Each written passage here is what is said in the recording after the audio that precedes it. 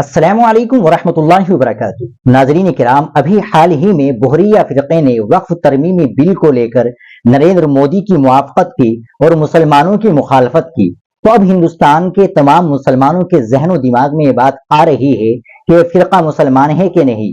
تو اس سلسلے میں ہم دارالعلوم دیوبند کا فتویٰ دیکھ لیتے ہیں، جس میں سائل سوال کرتا ہے بحرہ فرقے کے لوگ مسلمان ہیں یا نہیں، ان کے بنیادی عقائد کیا ہے، تفصیل سے ان کے مذہب کے بارے میں بتائیے۔ کچھ لوگوں کا کہنا ہے کہ مسلمان نہیں ہے، جبکہ نماز بھی پڑھتے ہیں، حج بھی کرتے ہیں، قرآن بھی پڑھتے ہیں۔ جواب دیا گیا، بسم اللہ الرحمن الرحیم، بحرہ فرقہ اپنے عقائد کفریہ کی بنا پر کافر و مرتد اور دائرہ اسلام سے خارج ہے۔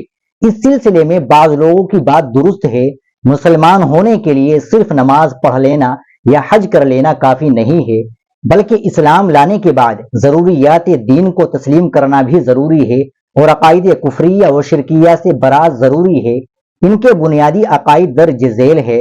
نمبر 1، اس جماعت کے بانی محمد برہان الدین طیب کی نسل میں برابر امامت کا سلسلہ چل رہا ہے۔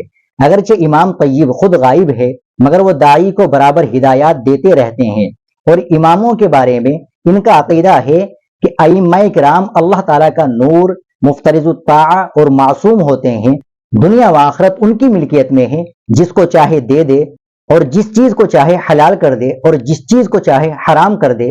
ظاہر ہے کہ دنیا و آخرت کے خزائن کا مالک ہونا، حلال و حرام کرنا، یہ اللہ رب العزت کی صفت ہے، غیر اللہ کے لیے اس کو ثابت کرنا شرک ہے۔ نمبر 2، ان کے نزدیک سود لینا جائز ہے۔ نمبر 3، یہ دیوالی پر بھی روشنی کرتے ہیں۔ نمبر 4، مسجد، جماعت خانہ، قبرستان سب ان کے الگ ہے، جدا ہے۔ نمبر 5، کلمے میں اضافہ اس طرح کرتے ہیں، لا الہ الا اللہ محمد رسول اللہ، مولا علی ولی اللہ، وسیع رسول اللہ۔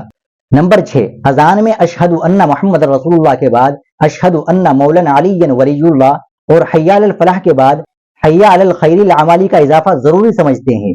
ان عقائد کی بنا پر، جن میں بعض کفریہ و شرکیہ ہے، یہ فرقہ دائرہ اسلام سے خارج ہے۔